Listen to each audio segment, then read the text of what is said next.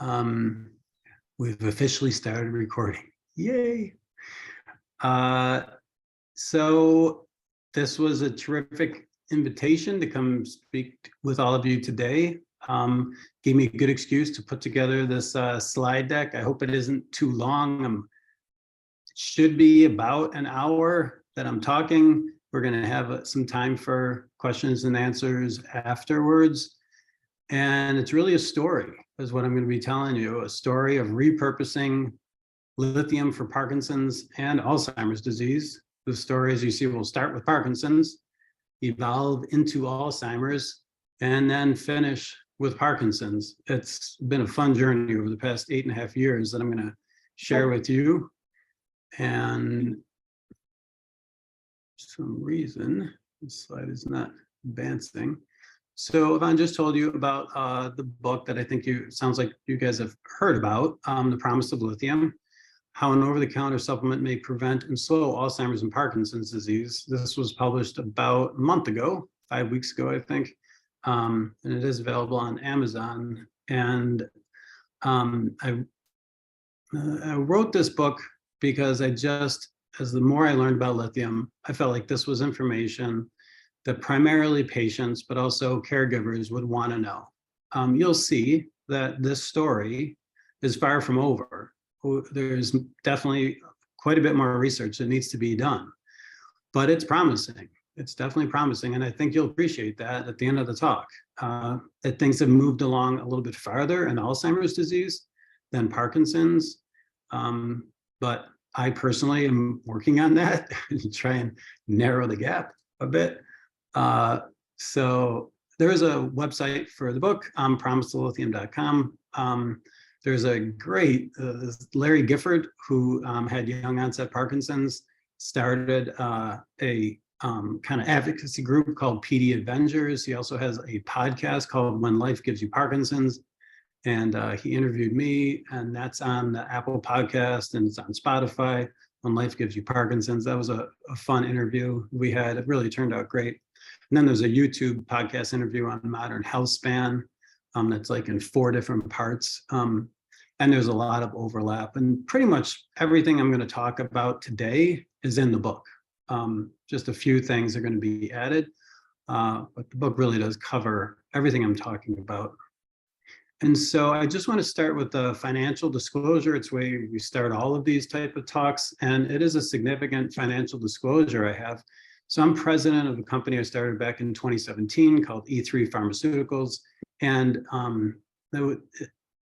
about in mid-November 2022, I decided that I thought there was a value in introducing a new over-the-counter lithium aspartate supplement, and got to work on that. And in probably about 4 to 6 weeks, this branded lithium aspartate supplement called lithitate will be available.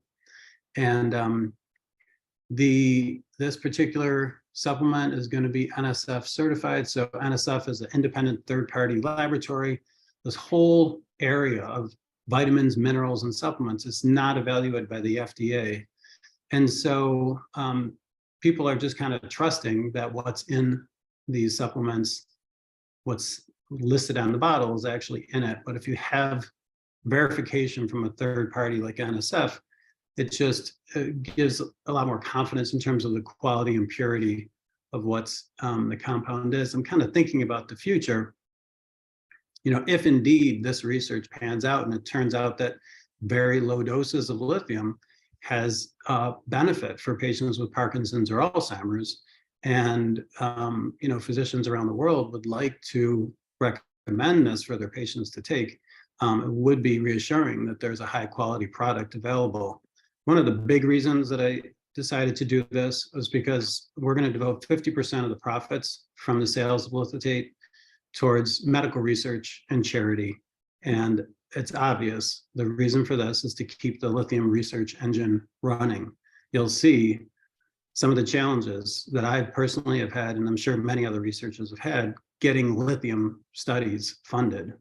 So this would be a way to continue funding and continue this ball rolling forward. So just a few disclaimers. Lithium is not FDA approved for preventing or treating Parkinson's or Alzheimer's disease. These would be off-label uses. Lithium is only FDA approved for treating a condition called bipolar disorder that I'll be talking about later. Lithitate, the over-the-counter supplement, is not intended to diagnose, treat, cure, or prevent any disease.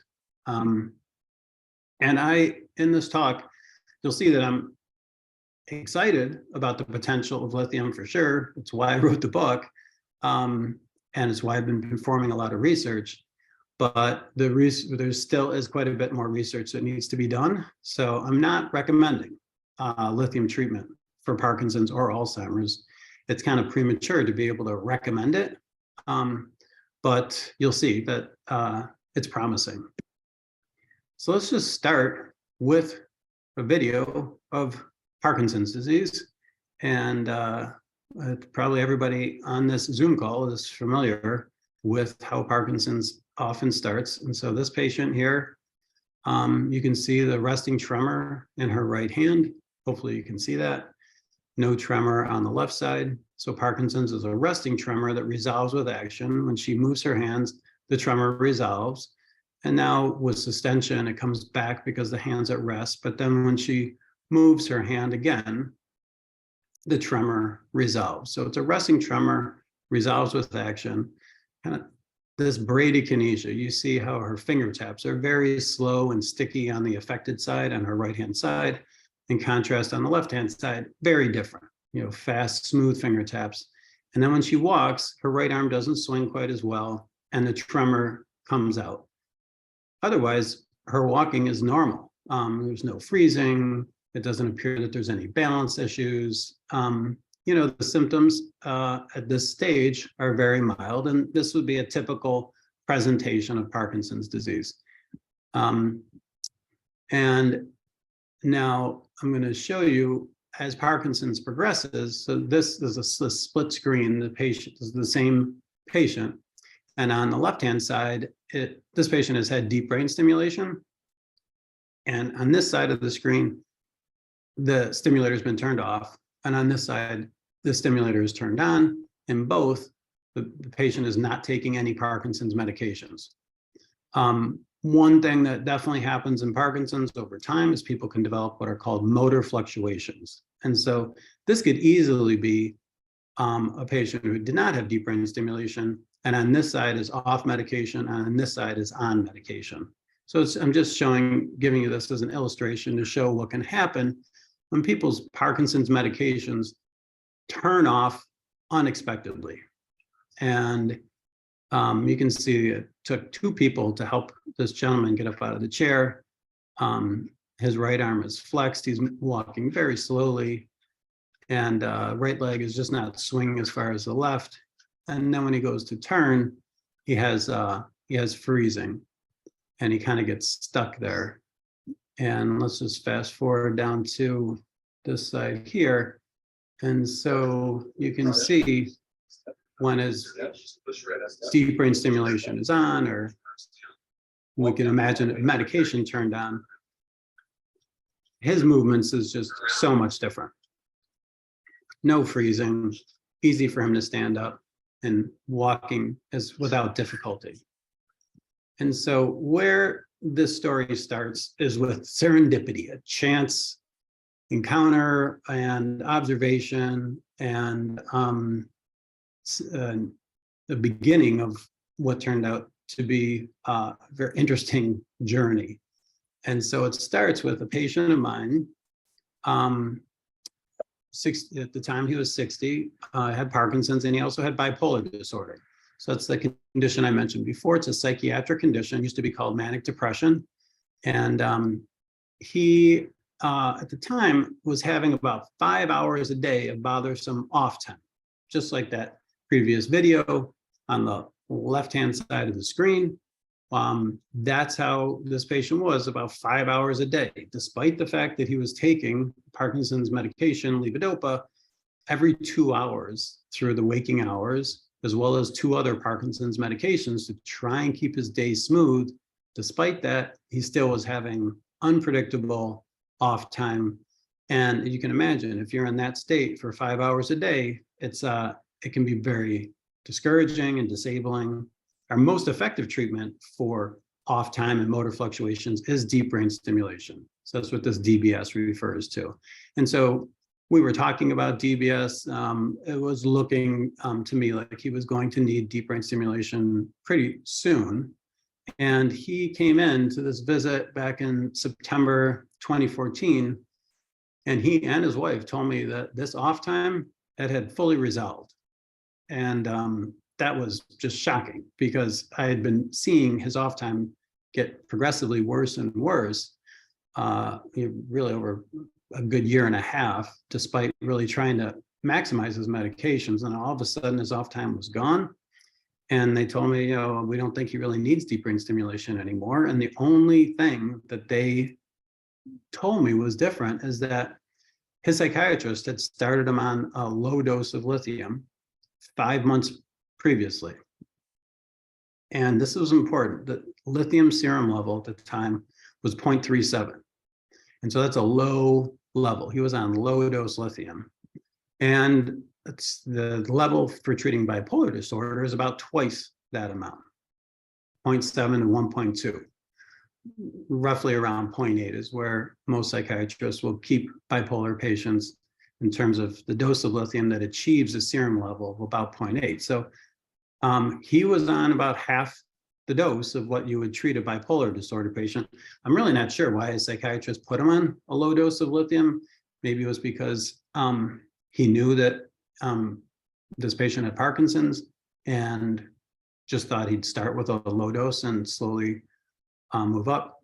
But in any case, they asked me that visit, could lithium be helping his Parkinson's symptoms? Do you think lithium could be accounting for this resolution of his off time?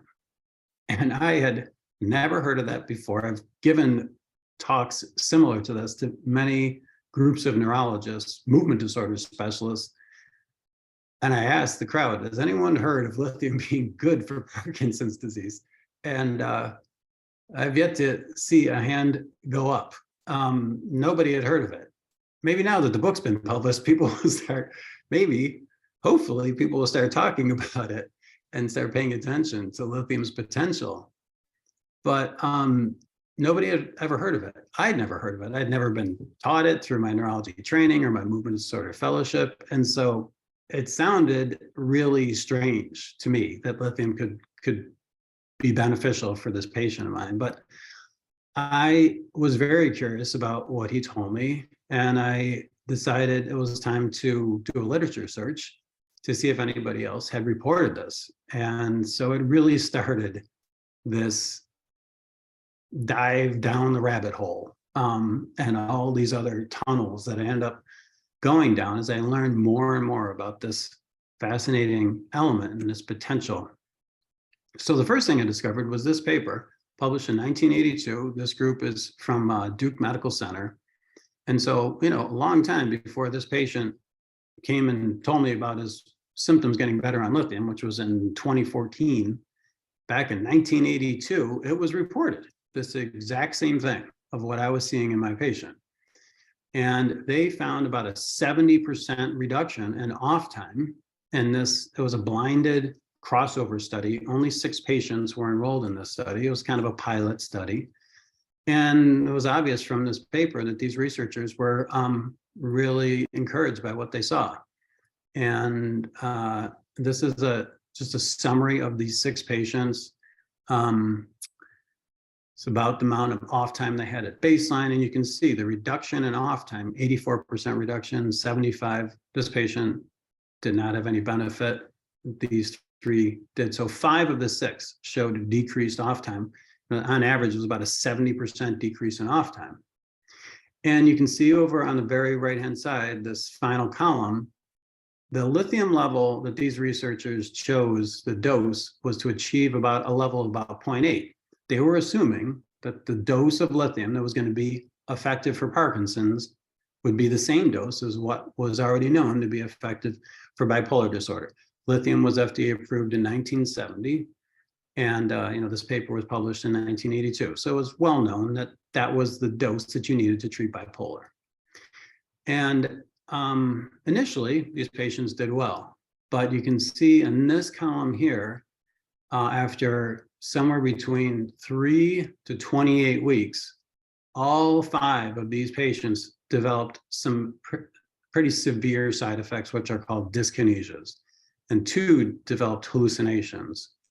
And they published this follow-up paper in 1984 that these patients who initially had a good response to reduced off time eventually developed these severe side effects. And I'm sure most of you know what dyskinesias are, but these are some more severe dyskinesias induced by the dopamine medication levodopa. And so these are squirmy, writhy movements, and they can really knock somebody right off balance. And you really just have to wait for the dopamine levels to reduce in the bloodstream before these extra movements will go away. You can imagine if these movements are occurring like this for most of the day, it's going to be very uncomfortable and just difficult to do what you want to do during your day. And so, this was a problem with lithium research, is that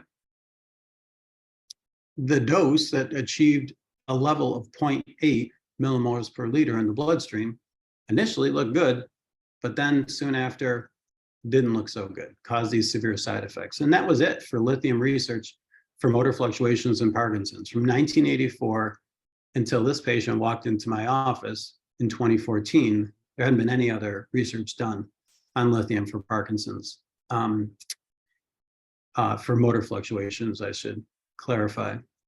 And so this wise physician alchemist, Paracelsus, back in the 16th century, coined this term: the dose makes the poison. He stated that everything is a poison if given in too high of a dose. And this was kind of a novel concept at the time, but it's very true. We know this exactly to be true. Any medication that we have has a therapeutic window where too low of a dose is ineffective and too high of the dose gives toxicity. And really, everything can be a poison if taken in too high of a dose. Even water, something as innocuous as water, can be lethal. If you drink too much water for too long of a period of time, it can cause severe electrolyte abnormalities and cardiac arrhythmias. So something like water, any medication, and certainly lithium. So my thought was just the simple, trying to put 2 and 2 together. Maybe the reason my patient was doing well, now 5 months that he had been on lithium and his off time was nearly fully resolved, and he wasn't having any of these bad dyskinesias or hallucinations, was because he was on half the dose of what the researchers at Duke used. And so that led me to start using lithium off-label in some of my other Parkinson's patients who had kind of exhausted other Parkinson's medication options, to see, was this just a fluke finding in this one patient, or is this something that's more consistent? And it turned out to be pretty consistent. I published this paper in 2016, and so low-dose lithium adjunct therapy associated with reduced off time in Parkinson's disease, a case series. So this is just anecdotal, what patients were experiencing, what they observed, and it was just their subjective accounts. There wasn't any objective measures of off time in this. And at a serum level of about 0.4 to 0.5 is what it turned out it seemed like was the ideal lithium level for suppressing off time without intolerable side effects. And so this first case series was these 10 patients, patients who had significant cognitive problems or dementia. They did not tolerate lithium very well. And so as I kind of got more experience with this, this was the summary of the initial 17 Parkinson's patients who had at least 2 hours of off time at baseline who were receiving lithium therapy. And so on average, they were about 60 years old. At baseline, had about 5.5 hours of off time. And you can see the serum level was 0.36 to 0.5, on average was about 0.42.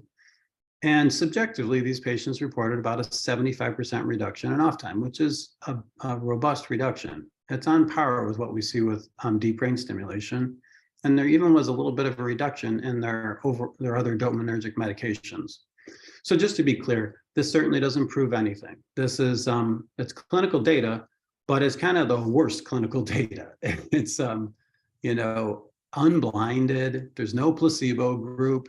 Everybody knows what they're getting, and there's no objective measures. Patients weren't recording their off time at home, so it's a start. I was encouraged for sure by what I heard from my patients, but clearly this information would need to be taken into a randomized, placebo-controlled, double-blind study to try and prove whether or not adjunct lithium at this dose can effectively reduce off time.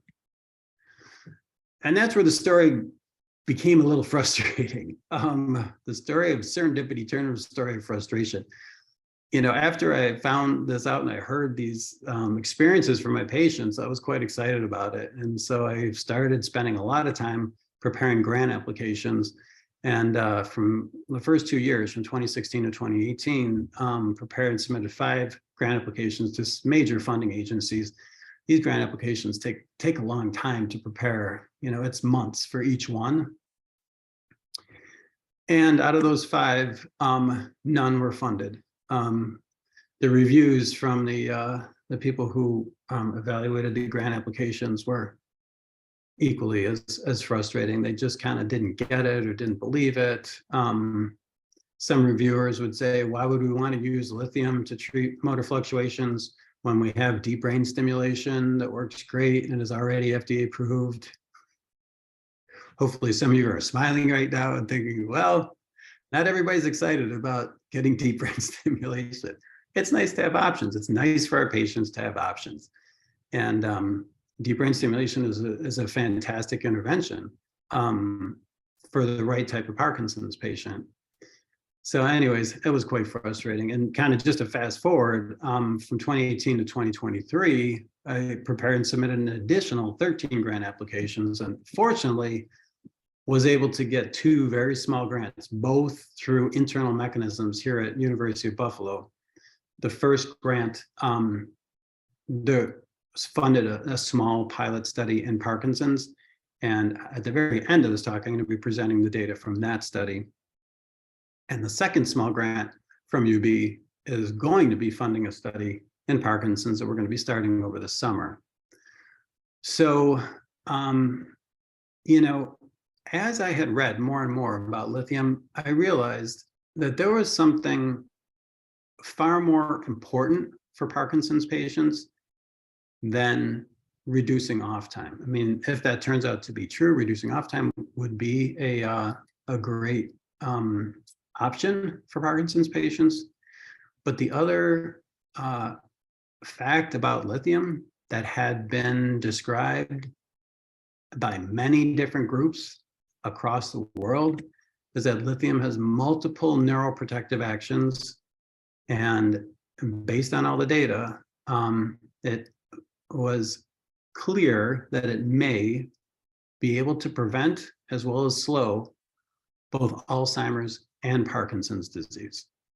And this is kind of the huge unmet need in Parkinson's, a way to slow down the progression of the disease. Those of you who have been newly diagnosed and are kind of early in your journey with Parkinson's certainly know that things we don't have any way proven to slow down the disease. And some of you have had Parkinson's for 10, 15 years, have seen how things have changed in your life looking back from when you were first diagnosed. There has been a tremendous amount of research to try and identify a way to slow down this disease and preserve patients' futures. And until recently, there wasn't anything FDA approved for disease modification, as we will call it, a way to slow down disease for Alzheimer's. Just recently, there's been 2 therapies FDA approved, haven't received full FDA approval yet, but 2 therapies have been approved for disease modification in Alzheimer's. There's quite a bit of controversy about the first compound that was approved, and the second compound. There's certainly more that needs to be done for Alzheimer's patients than what the second compound has to offer. And it's very early, very preliminary in terms of whether or not it's even going to get full approval. So needless to say, we've got a lot of work to do to help our patients with Parkinson's and Alzheimer's in terms of slowing down the disease. And, what actually is happening that's causing the disease to get worse over time? And in Parkinson's disease, as we saw in the video of the woman kind of new or early in Parkinson's, probably newly diagnosed, it's motor symptoms. That's how we diagnose Parkinson's. It's with stiffness, slowness, and tremor. And the reason patients with Parkinson's get these motor symptoms is because of this problem. These dark cells in a part of the brain called the midbrain are degenerating. They're slowly dying. And this area is called the substantia nigra, which we're going to be talking about the substantia nigra later. These dark cells, they make the neurotransmitter dopamine. And because these cells die in Parkinson's, dopamine levels in the brain drop.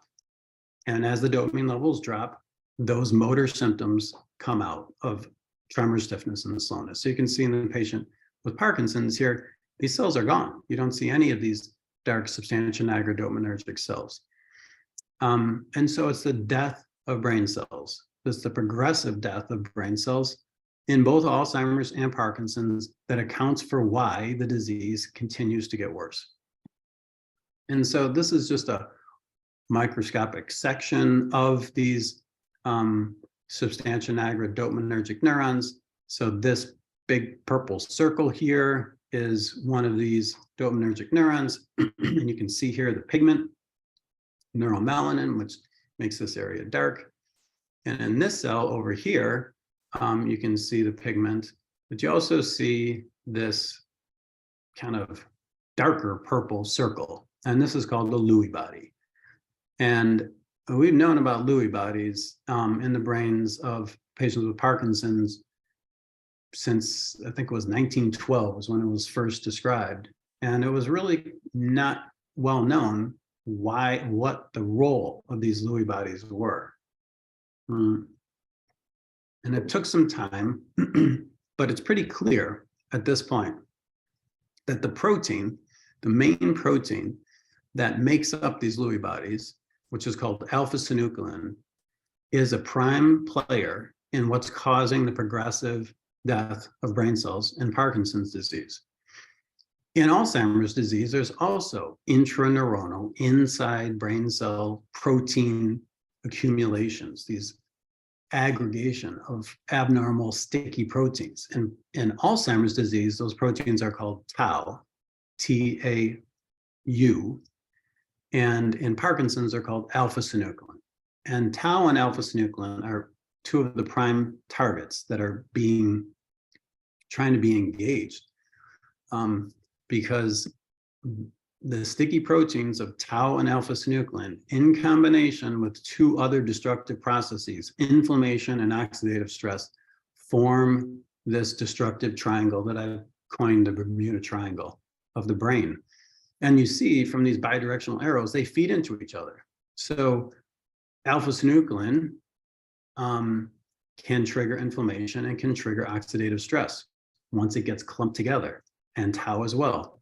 And inflammation can trigger the other 2, and oxidative stress. Likewise, so these are the targets.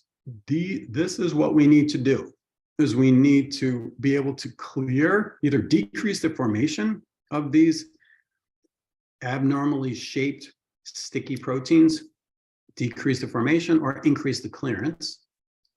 We need to decrease inflammation. We need to decrease oxidative stress.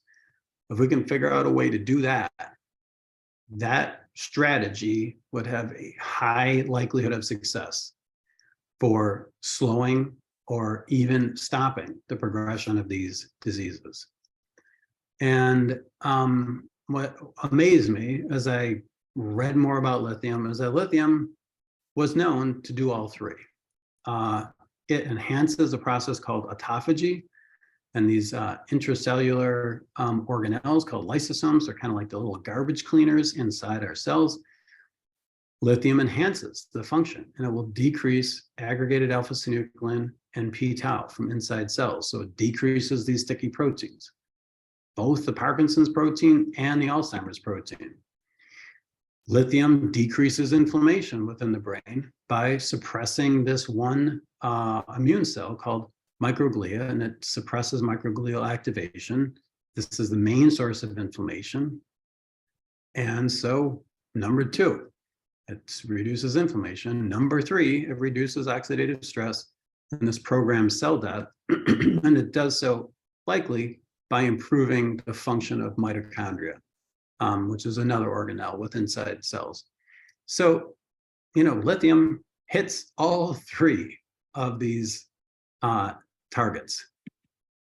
And when in animal models of Alzheimer's and Parkinson's disease, it's highly effective. Several different animal models of both diseases, lithium is effective, both for improving the symptoms in the animals as well as protecting the brain cells when you look at brain slices in the animals.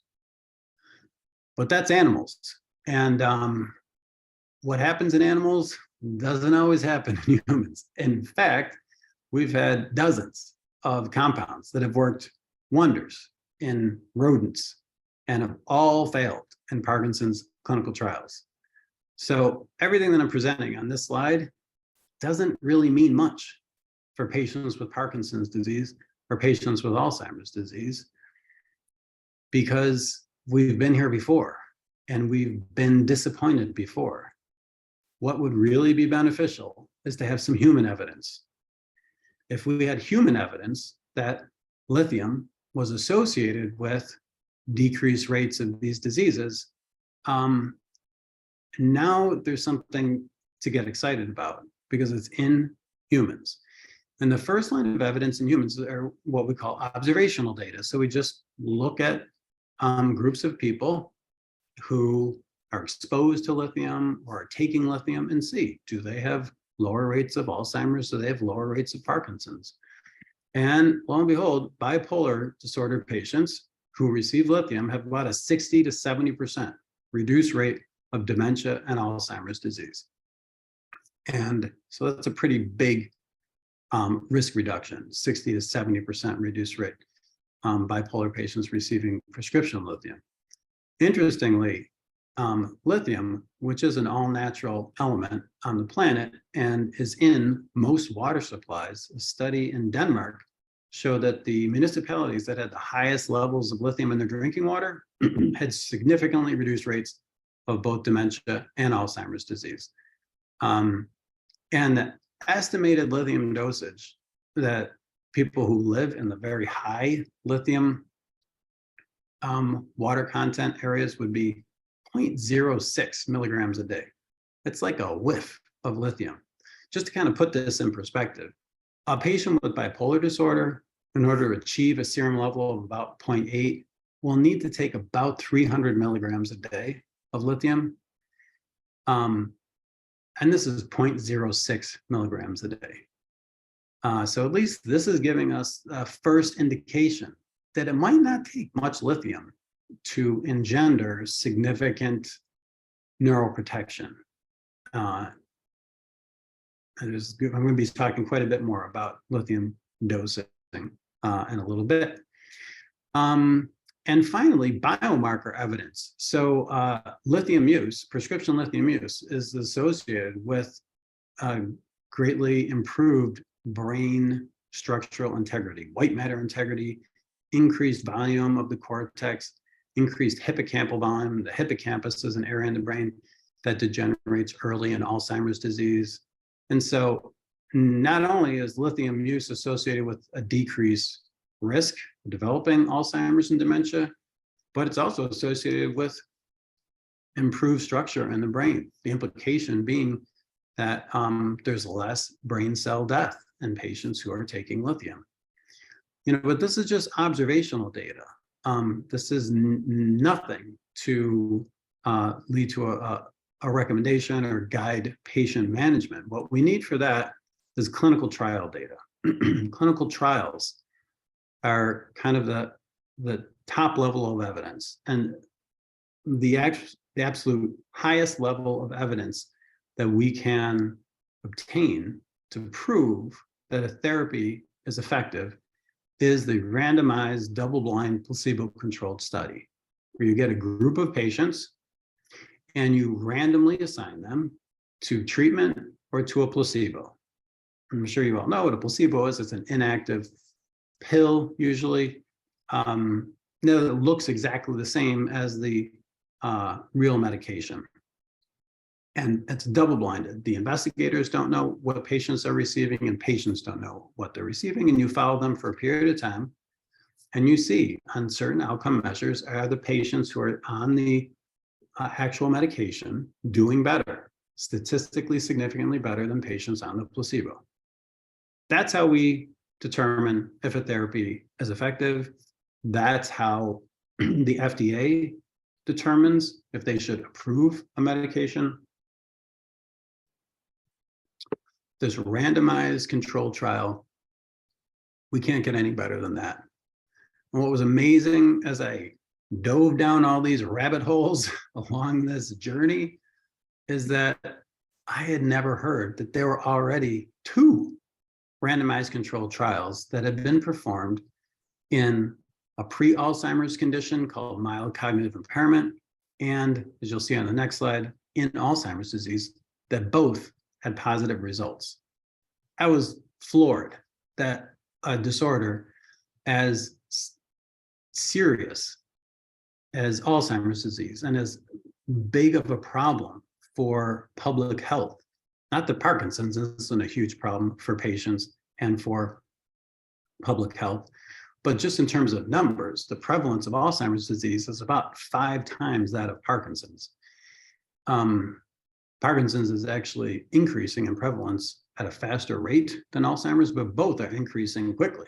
It's estimated that there's going to be a doubling to tripling in the prevalence of Alzheimer's and Parkinson's by 2045, 2050. So they're big problems now, and they're going to get a lot bigger.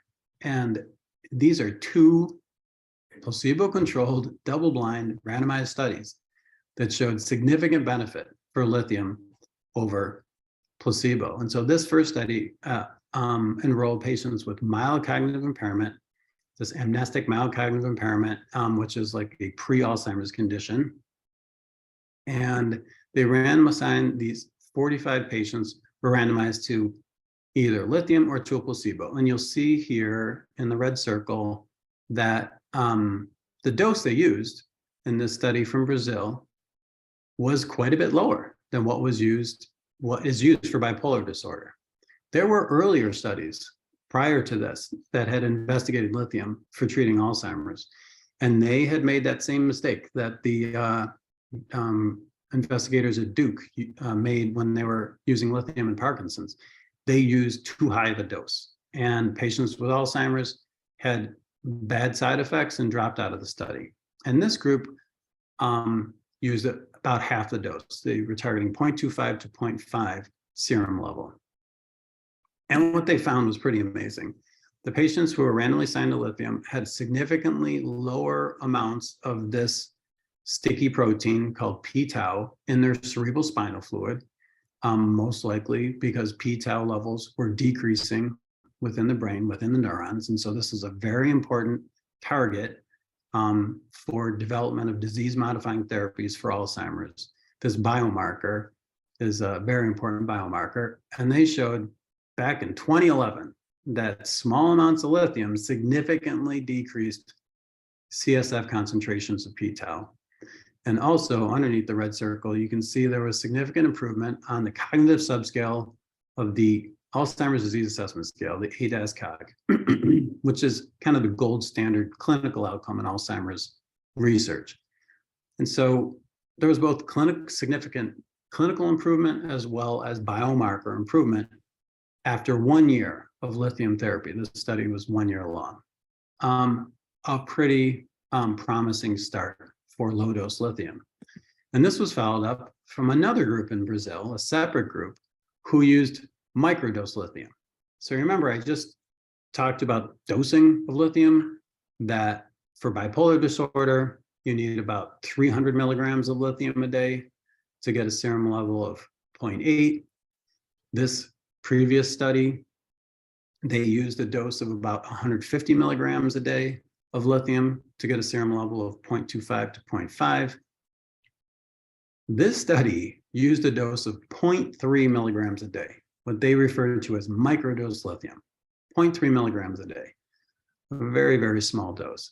And this was a larger study in patients with early Alzheimer's disease, not the pre-Alzheimer's condition, the previous study, but actual Alzheimer's disease, who had some functional limitations. So 110 patients were randomly assigned to placebo or to lithium. And you can see from this figure, the top line, the dark line, the cognition scores of the patients who were on lithium. The bottom line are the patients who are on placebo. And this MMSE stands for a mini mental state exam. It's not a great outcome measure for an Alzheimer's study. The ADAS-Cog would have been much better, but this is what they chose. But you can see, surprisingly, this is after 15 months. Each number here corresponds to a 3 months. So patients were on lithium or placebo for 15 months. There was a complete stabilization in MMSE scores in patients with Alzheimer's over 15 months, while there was a steady decline in what appeared to be a widening in the distance between these two groups. So an increasing treatment effect over time. And there was a significant difference between these groups, even after 3 months. When I saw this paper, I just read it over and over and over again and looked at these figures thinking, how in the world, this paper that was published in 2013, how come I've never heard of this? How come these two papers from Brazil, they received 0 press? And I would show this paper to colleagues and they would look at it and be flabbergasted as well. And several just dismissed it as being too good to be true. And I just thought, why? You know, just because Alzheimer's is, you know, such a big bad disease and we're having so much difficulty finding ways to help patients, how can we just dismiss these papers? You know, this is the highest level of evidence, the double-blind, placebo-controlled, randomized study.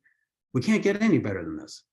You know, the only way to improve upon a study like this would be to do a larger study, a multi-centered study with a little bit more oversight. You know, we always get more confident when we get replication of data, but this is a darn good start in the field of Alzheimer's disease for low-dose lithium and even microdose lithium.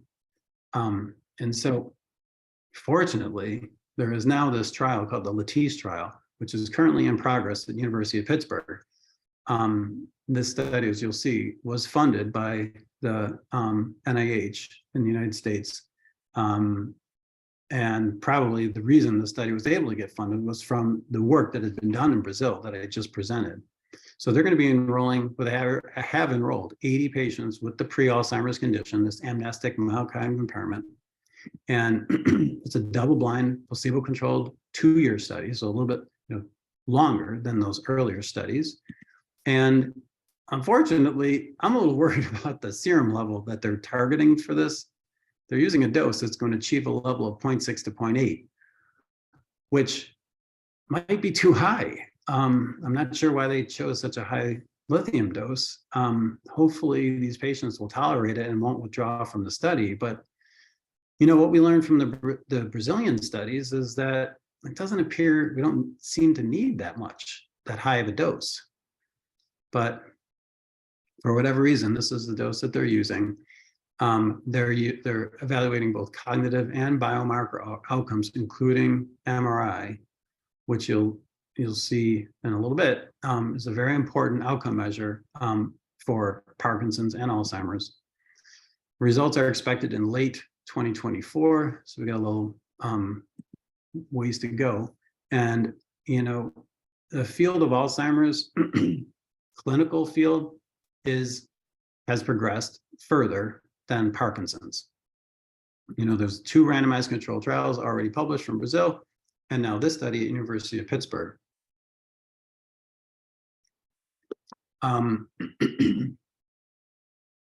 What about Parkinson's, right?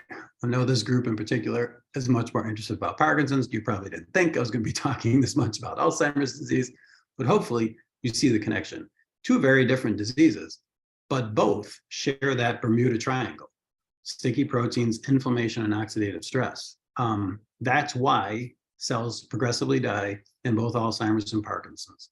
So the fact that lithium is showing great promise for slowing down Alzheimer's bodes well for Parkinson's. So what about Parkinson's? I can tell everybody's mics are muted because I'm sure some of you are chuckling right now. According to repeated nationwide surveys, more doctors smoke Camels than any other cigarette. This picture seems to be an ad from maybe the 1950s, I would guess. And back then, 40s and 50s, like everybody smoked. It was just like such a popular thing to do. People really had no idea how horrible it was for your health. It was like one of the worst things that you could do for your health is smoke.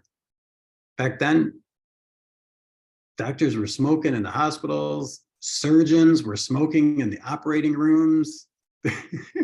They'd be scrubbed in, and the nurse would put the cigarette in the surgeon's mouth so he could take a few puffs and then get back to work.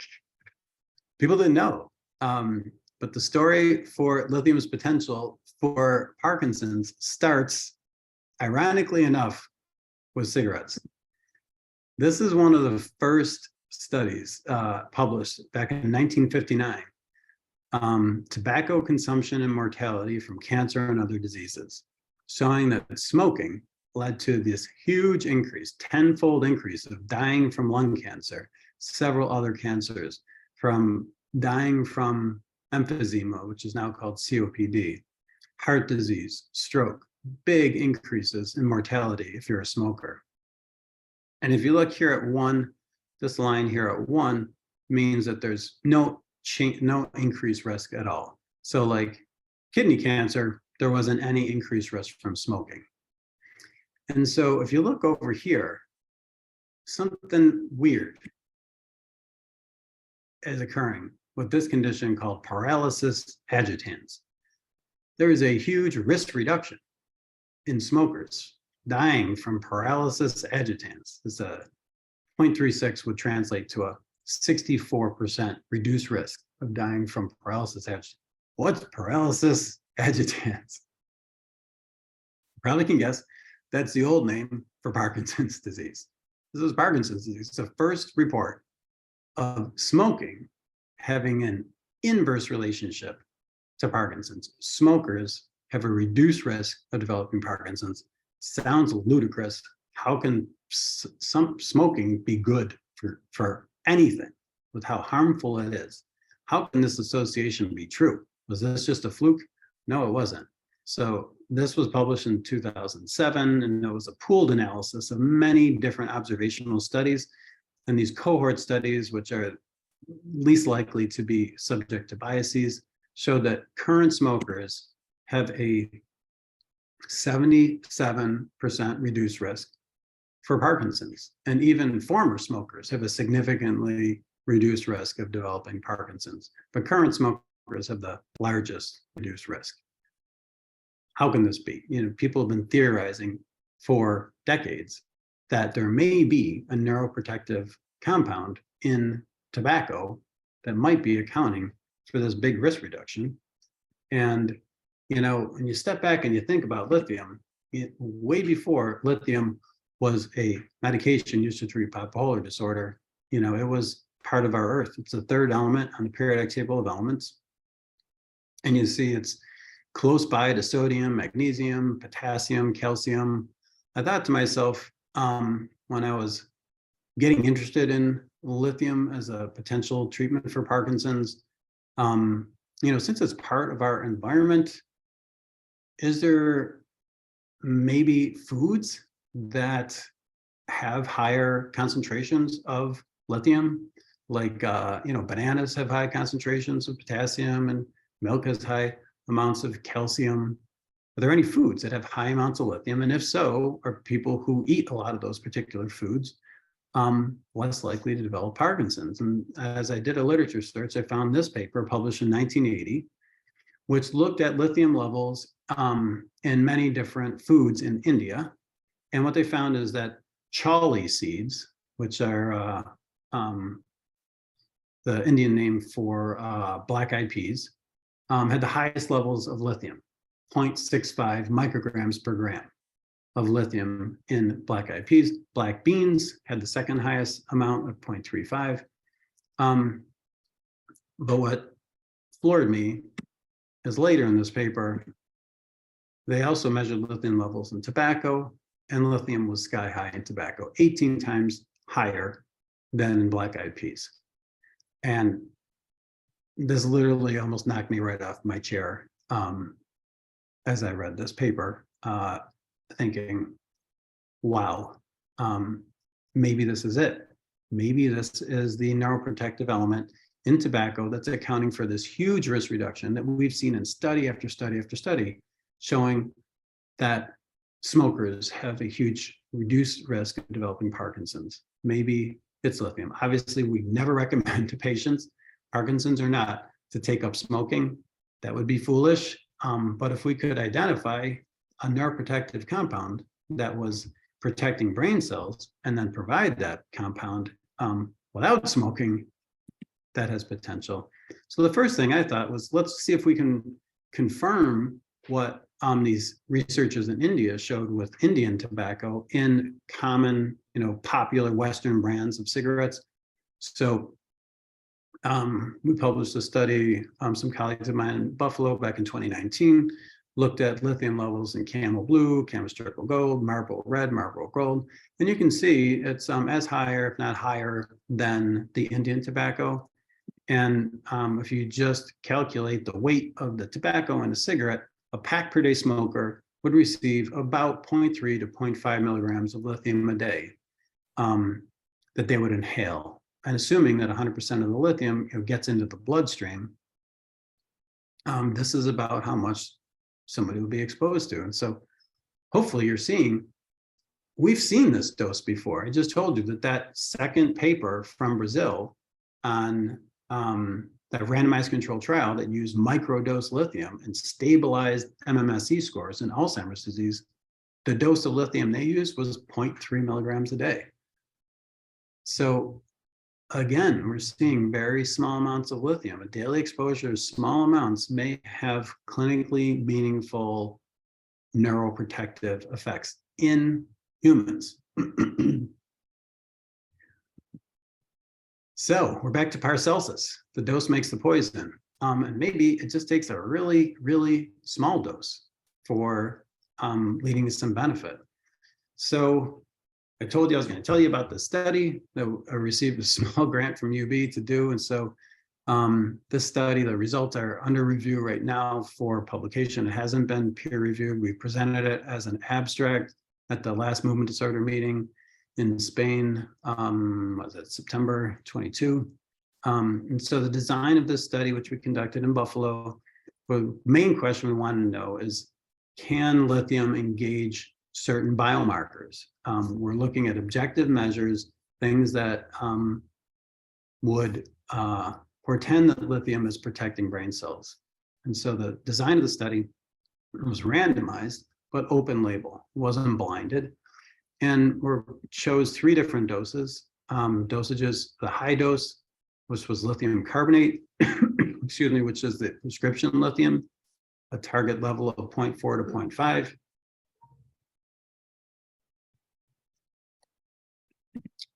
The medium dose was lithium aspartate, 45 milligrams a day, and the low dose was lithium aspartate, 15 milligrams a day. And just to get an idea as to which dose seems to be most promising to move into future studies. Patients received lithium for 24 weeks, and 3 patients served as controls who did not take lithium, and we measured these same measures. And the biomarkers we were assessing were these blood-based therapeutic targets, which I talk about in the book, NER1 and SOD1. I won't get into what they're involved with, but they have been therapeutic targets of interest for many years. If the thought is if we can increase the expression of these proteins, these could lead to neuroprotection and disease modification. And really the most exciting, promising results from the study were the MRI disease progression biomarker, something called free water.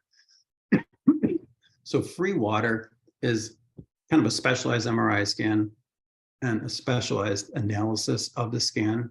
You can determine amounts of free water within a tiny little voxel, within a very small area in the brain.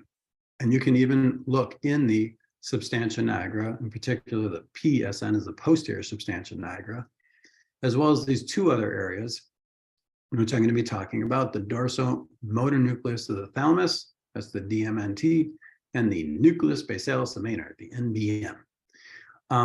And free water reflects inflammation, which we talked about before, and tissue atrophy / cell death. And free water is known to progressively increase over time in Parkinson's. You can see from this study published by a group at University of Florida, free water in Parkinson's progressively increases from baseline to year 1 to year 2 to year 4 in the posterior substantia nigra. And if you compare the changes in free water to patients without Parkinson's disease, you can see there's a significant increase that distinguishes Parkinson's from controls. And if we look at, does this free water reflect worsening in motor symptoms, the answer is yes. Patients who have significantly larger increases in free water over a year, who will eventually have a worsening in their Parkinson's symptoms, as well as over 2 years. So increasing free water reflects worsening motor symptoms. And we know that free water reflects inflammation and cell degeneration. So the thought is, if we could find a treatment that would slow this free water progression, that would, instead of free water stepwise going up, if we could kind of slow that down, that would imply that that therapy was protecting brain cells and slowing down clinical progression and protecting patients' futures. So that's in the substantia nigra, and we published this paper just a few years ago in Movement Disorders, showing that that same database, this Michael J. Fox Foundation database that's open access for anybody to use, called the PPMI, we queried it and found that the dorsomotor nucleus of the thalamus, as free water went up in this part of the brain, cognition went down, significantly went down. So that's what this MoCA is. MoCA change over 1 year significantly correlated inversely with free water progression. As free water went up, cognition scores went down. And over 3 years, it was both the dorsomotor nucleus of the thalamus as well as the nucleus basalis of Maynard, significant inverse correlations. So the implication here is that if you had a therapy that could slow free water progression in these 2 sites, you'd be protecting brain cells in those brain sites and slowing down cognitive decline over time, and potentially decreasing or preventing future dementia, which would be of great benefit to Parkinson's patients. So here are the results. So the demographics of our patients, it was a small study. We only had funding to enroll 19 patients, 5 on high dose 6 on medium dose, 5 on low dose, and 3 control patients. So I mentioned 6 patients on the medium dose were enrolled. 2 of the 6, a third of these patients, withdrew from the study from side effects. It was quite surprising. Side effects of sedation, dizziness, and incoordination. But none of the patients in the high dose group had any side effects at all, and none withdrew, which is really strange. You know, according to Paracelsus, the dose makes the poison. Yet here, the higher dose didn't cause any toxicity, while the medium dose had, 2 of the 6 patients withdrew. So that's something we still need to work out, is the dosing. But looking at the blood-based therapeutic targets of NER1 and SOD1, high dose group had a big increase in NER1, 420% increase. SOD1 was 18%. Medium dose seemed to be a little bit more robust, 679 and 127, while the low dose group seemed to be about the same as the control patients. In this, again, small study, the small number of patients, but showing a engagement in these therapeutic targets, a positive signal, we can say. So how about the MRI results? This is really, I guess, where the rubber meets the road. You know, the free water progression and MRI scan is the most interesting disease progression biomarker that we have at this time for Parkinson's disease. And, I mentioned before, it would be terrific if we could find a therapy that slowed the free water progression over time, so it didn't increase as fast. Well, what we found, and we only had funding for 6 patients to get scanned, 2 from the high dose group, 2 from the medium dose group, 2 from the low dose group. So obviously very preliminary findings here. But in the high dose group, out of the 3 sites, dorsomedial nucleus thalamus, nucleus basalis minor, and the substantia nigra, 2 of the 3 sites had decreases in free water. It's not that it slowed the increase over time, free water went down. In the medium dose group, it went down in all 3 sites. The low dose group, just 1 of the 3 sites did a decrease, and you can see the natural progression of free water in Parkinson's. This is over a year. It increases in all the sites, even in healthy controls. It increases in 2 of the 3 sites. These are patients without Parkinson's. So the fact that the medium dose group showed decreases, pretty robust decreases in free water, was very surprising, and something that definitely needs to be further investigated. And so that's where we are. The conclusions is that the medium dose seemed to be most promising, but also had a high patient withdrawal rate due to adverse events. We did find these positive effects on biomarkers, including MRI, but it needs to be followed up with another study. And I'm really happy that through UB, we were able to get another small grant to enroll an additional 15 patients. We're going to put all 15 on medium dose lithium aspartate. But the patients will have the option. We'll kind of slowly increase the dose up to that 45 milligrams. And if the patients, they're going to be instructed, if you experience any type of side effects, we're going to decrease you back down again. One of those 2 patients from the study I just presented who withdrew at 45 milligrams a day, subsequently that patient took 30 milligrams a day and had no side effects. So it just gives us a sense that, some people might be sensitive to that high of a dose. So we're going to allow patients to have a kind of a flexible dosing, 30 to 45 milligrams. And we're going to basically just repeat what we did in the study I just presented. We're going to look at these blood-based therapeutic targets, including NER1 and SOD1, as well as, most importantly, these MRI disease progression biomarkers of free water. So that study we're going to start enrolling over the summer. The next step after that, if this study replicates what I just presented, we'll have a really good basis to apply for a larger study, hopefully a multi-centered study, randomized double-blind placebo-controlled trial, looking at these biomarkers as well as clinical outcomes. In a longer study, probably more like a 1.5 to 2 year long study. Now we're getting to that level of evidence where the Alzheimer's field is. We're not there yet. We've got some work to do, but this is the goal. to get to this point, bullet point 2. And, other things that would be interesting is to look at free water in Alzheimer's disease. So free water has been looked at quite a bit in Parkinson's, but not so much in Alzheimer's. So we can look at these sites in Alzheimer's and then I mentioned that in that Latisse trial that's going on right now at University of Pittsburgh, they're checking MRI scans at baseline 1 year and 2 year, or maybe it's just baseline in 2 years.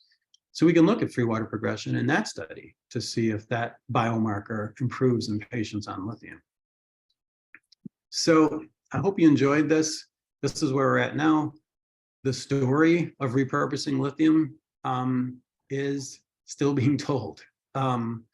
And like I said, everything that I talked about is in the book, almost everything, except the videos, of course. Hopefully at some point, Marty will invite me back and I'll give you some updates on what our latest study results are. So thank you very much. That sounds fantastic. Fantastic, Tom. I'm going to pause the recording.